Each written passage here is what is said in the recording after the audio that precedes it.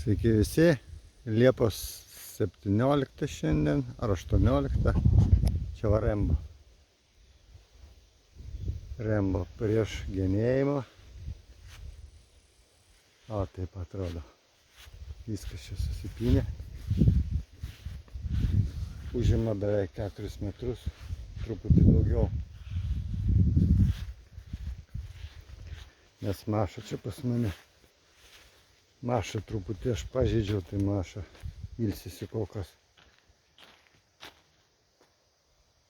Mašai nuskėliau rankovę su freze. Va, kokia kepurė čia. Koks miškas, kokios džiunglės. Kaip čia gerai grybam bus vystytis. Jeigu nepadarysi tvarkos. Taip kad pirmin dabar. Na va, ir sutvarkyta. Šitiek žalios masės. Kai kurie iki 2 metrų netgi buvo ūgliai. Sutrumpinti.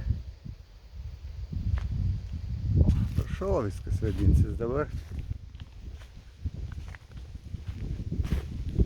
Super, galima bus purkšt vakare.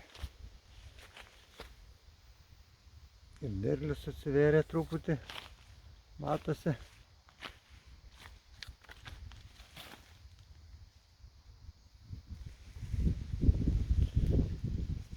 O čia mano pagalbininkai du.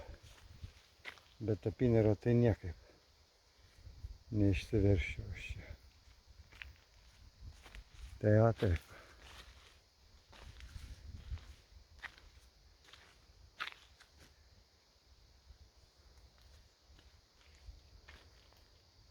Ačiū už dėmesį ir iki malonaus.